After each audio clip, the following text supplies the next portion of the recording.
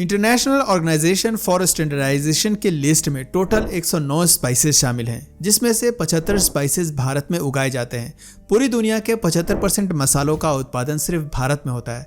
भारत हर साल $4 बिलियन के मसाले 100 से अधिक देशों में एक्सपोर्ट करता है।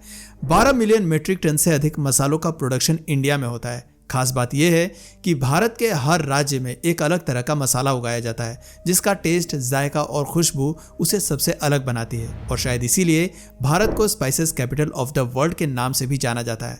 दोस्तों, भारत में सबसे ज़्यादा मसाले इसलिए भी उगाए जाते हैं क्योंकि यहाँ का ट्रॉपिकल एंड ह्यूमिड क्लाइमेट और मिनरल रिच सॉइल मसालों के लिए परफेक्ट मानी जाती है। भारत की 40 लाख हेक्टेयर से ज़्यादा जगह पर सिर्फ मसालों की पैदावार होती है। भारतीय मसालों का तड़का न सिर्फ इंडियन फूड में बल्कि इंटरनेशनल और कॉन्टिनेंटल फूड का जायका बढ़ाने का काम करता है। आपको जानकर हैरानी होगी कि भारत पर विदेशी आक्रमणकारियों ने लंबे समय तक राज किया, उसका मुख्य कारण भी मसाले ही हैं। आखिर क्यों है भारत के मसाले इतने खास? भारत के कौन कौन से मसाले किस राज्य में उगाए जाते हैं? किस मसाले को ब्लैक गोल्ड कहा जाता है? क्यों मसालों के कारण भारत को अंग्रेजों की गुलामी करनी पड़ी? आइए भारतीय मसालों की पूरी कहानी को डिटेल में समझते हैं। दोस्तों, भारत में मसालों का इतिहास हजारों साल पुराना माना जाता है। 2000 ईसा पूर्व से ही भारत में मसाले उगाए जा रहे हैं। हिस्टोरियंस की माने तो सिंधु घाटी सभ्यता के समय से भारत के मसाले विदेशों में एक्सपोर्ट किए जा रहे हैं। यहाँ तक कि ऋग्वेद, अथर्ववेद और यजुर्वेद जैसे ग्रंथों में भी मसालों का जिक्र हमें देखने को मिलता है। मसाले न सिर्फ टेस्ट और जायका बढ़ाते हैं बल्कि इसके कई हेल्थ बेनिफिट्स भी होते हैं। भारतीयों की स्ट्रॉन्ग इम्यूनिटी का राज यहाँ के मसालों में ही छुपा हुआ है। मसालों को नेचुरल मेडिसिन के तौर पर भी सदियों से इस्तेमाल किया जाता रहा है। आयुर्वेद में मसालों के जरिए बड़ी बड़ी बीमारी ठीक करने के कई नुस्खों के बारे में भी बताया गया है। आचार्य सुश्रुत जैसे महान संतों ने तो मसालों के बारे में काफ़ी कुछ लिखा है। महान सिकंदर जब भारत आया था तो यहाँ से ढेर सारे मसाले अपने साथ लेकर गया था। समय के साथ भारत में जितने भी महान राजा हुए, उन्होंने भारत में मसालों का व्यापार को बढ़ाने का ही काम किया। गुप्ता, चोला और मौर्यन अंपायर के दौरान ट्रेड रूट एक्सपेंड किए गए। भारत के मसालों की सबसे ज़्यादा डिमांड यूरोप में देखी जाती थी, लेकिन यूरोपियन सीधे भारत से मसाले नहीं खरीद पाते थे। इस बीच अरब ट्रेडर्स मिडलमैन का काम करते थे। कई मिडलमैन्स के जरिए होते हुए जब मसाले यूरोप तक पहुंचते थे तो उनकी कीमत कई गुना बढ़ जाती थी। यूरोपियंस में सबसे ज़्यादा डिमांड ब्लैक पेपर यानी कि काली मिर्च की थी।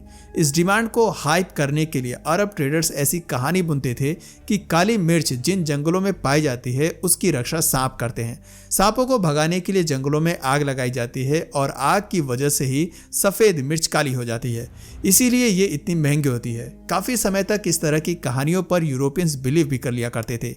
दोस्तों, काली मिर्च यूरोप में इतनी महंगी हो गई थी कि उसे ब्लैक गोल्ड के नाम से जाना जाने लगा था। रिश्वत के तौर पर और किराए के तौर पर भी इसका लेन देन किया जाता था। यहाँ तक कि अगर किसी को अपनी सज़ा माफ़ करानी होती थी तो काली मिर्च देकर वो सज़ा माफ़ करा सकता था।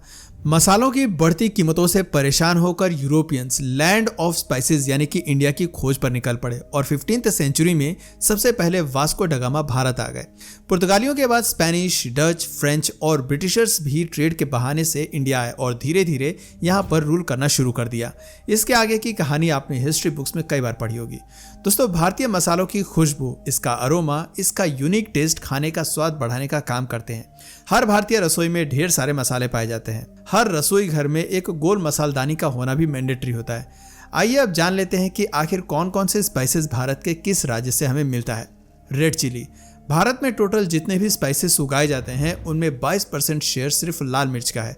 बहुत कम लोग ये बात जानते हैं कि लाल मिर्च असल में एक फ्रूट होता है। इसे सुखाकर मसाले की तरह इस्तेमाल किया जाता है। 10 लाख मीट्रिक टन से भी ज़्यादा लाल मिर्च का उत्पादन सिर्फ भारत में हर साल होता है। तेलंगाना और आंध्र प्रदेश लाल मिर्च के उत्पादन में सबसे आगे हैं। इसके अलावा राजस्थान, कर्नाटक और महाराष्ट्र में भी लाल मिर्च की पैदावार होती है, लेकिन सबसे तीखा स्वाद तेलंगाना की लाल मिर्च का ही माना जाता है। यहाँ पर वारंगल, भादरा चालम के खेतों में जाते ही लाल मिर्च का धसका आने लगता है।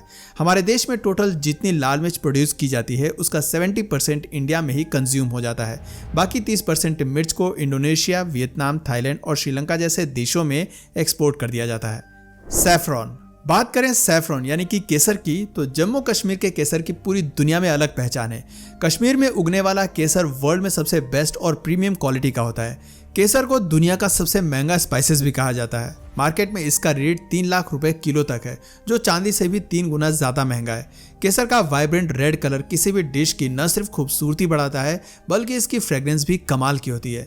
केसर हेल्थ के लिए भी बेनिफिशियल होता है। इससे स्किन टोन इंप्रूव होता है और मूड भी बेटर होता है। आयुर्वेद में केसर को एक मेडिसिन की तरह यूज किया जाता है। जम्मू कश्मीर की इकोनॉमी में केसर की खेती का भी इंपॉर्टेंट रोल रहा है। कार्डेमम दोस्तों, इलायची की खेती सबसे ज्यादा केरल में की जाती है और इसे क्वीन ऑफ स्पाइसेस भी कहा जाता है। इसके बागानों की खुशबू किसी को भी मंत्रमुग्ध करने के लिए काफी है। रोजाना सुबह इलायची के बिना चाय का स्वाद भी काफी फीका लगता है। इलायची को केसर और वेनिला के बाद दुनिया का तीसरा सबसे महंगा स्पाइसेस माना जाता है। हर साल भारत में 40,000 टन से भी ज्यादा इलायची का उत्पादन होता है। और मजे की बात यह है कि इसमें से 95% इलायची सिर्फ भारत में ही कंज्यूम हो जाती है। बाकी 5% इलायची अमेरिका, सऊदी और पाकिस्तान में एक्सपोर्ट कर दिया जाता है। टर्मरिक, भारत की कोई भी डिश हल्दी के बिना अधूरी सी लगती है। हल्दी एंटीसेप्टिक और एंटीऑक्सीडेंट की तरह यूज किया जाता है। ये एक इम्यूनिटी बूस्टर की तरह काम भी करती है। हेल्थ सप्लीमेंट से लेकर ब्यूटी प्रोडक्ट्स तक हर जगह हल्दी का यूज किया जाता है। भारत दुनिया में हल्दी का सबसे बड़ा प्रोड्यूसर और एक्सपोर्टर है। बीमारी दूर करने के हर घरेलू नुस्खे में हल्दी का इस्तेमाल देखने को मिल जाएगा। तेलंगाना और महाराष्ट्र हल्दी के उत्पादन में लीडिंग स्टेट्स हैं। यूएसए, यूएई और श्रीलंका जैसे देशों में हल्दी सबसे ज्यादा एक्सपोर्ट की जाती है। ब्लैक पेपर दोस्तों, काली मिर्च कितनी खास है इसकी एक झलक हम वीडियो में पहले ही आपको बता चुके हैं। कर्नाटक में इसे आज भी ब्लैक गोल्ड कहा जाता है। इसे किंग ऑफ स्पाइसेस का दर्जा भी दिया जा चुका है। काली मिर्च उत्पादन के मामले में भारत दुनिया में तीसरे नंबर पर आता है। इंडियन और इंटरनेशनल मार्केट में इसकी काफी डिमांड है। ये हमारी बॉडी का डाइजेस्टिव सिस्टम इंप्रूव करता है। इसे एक पावरफुल एंटीऑक्सीडेंट की तरह यूज भी किया जाता है। इसके यूनिक फ्लेवर की वजह से ये काफी हाई डिमांड रहता है। वियतनाम, इंडोनेशिया सहित कई यूरोपियन कंट्रीज में भारत की काली मिर्च की मांग काफी देखी जाती है। नटमेग, इसके इंग्लिश नाम से शायद आप न समझ पाएं। नटमेग को हिंदी में जायफल कहते हैं। ये मसाला काफी कम मात्रा में यूज होता है, लेकिन इसकी बहुत थोड़ी सी क्वांटिटी ही खाने का जायका बढ़ाने के लिए काफी होती है। केरल का क्लाइमेट और फर्टाइल सॉइल जायफल के लिए काफी परफेक्ट मानी जाती है। रोजाना की डिशेस के अलावा बेवरेज और यहाँ तक कि केक्स और डेजर्ट में भी जायफल का यूज किया जाता है। जायफल में भी कई मेडिसिनल प्रॉपर्टीज पाई जाती हैं जो ह्यूमन बॉडी के लिए काफी बेनिफिशियल होती हैं। क्यूमिन दोस्तों, भारत दुनिया में जीरे का भी सबसे बड़ा प्रोड्यूसर और एक्सपोर्टर है। राजस्थान और गुजरात में लाखों टन जीरे का उत्पादन हर साल होता है। जीरा खाने में एक खास फ्लेवर देने का काम करता है। कई घरों में जीरे को तड़के के लिए भी यूज किया जाता है। इससे खाने का स्वाद तो बेहतर होता ही है, साथ ही डाइजेशन और मेटाबॉलिज्म को इम्प्रूव करता है।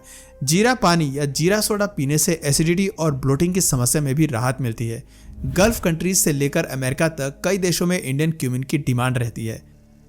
कोरिएंडर, मध्य प्रदेश का धनिया अपनी अलग खुशबू के लिए फेमस है। ये खाने के टेस्ट को इन्हांस करने का काम करता है। इससे खाने में एक फ्रेशनेस आती है। आयुर्वेद में धनिये को इम्यूनिटी बूस्टर कहा गया है।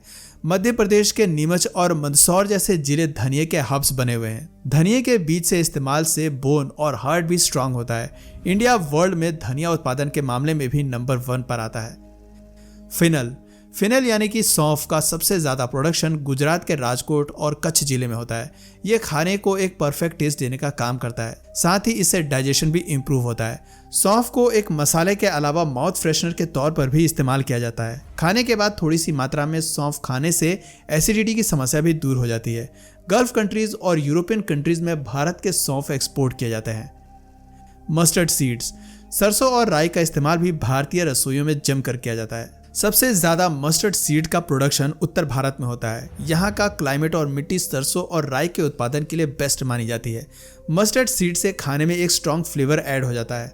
अचार और सॉसेज में भी इसका इस्तेमाल किया जाता है। मस्टर्ड सीड से मस्टर्ड ऑयल निकलता है, जो भारत में एक प्राइमरी ऑयल माना जाता है। सरसों का तेल खाने के लिए सबसे ज्यादा बेनिफिशियल माना जाता है।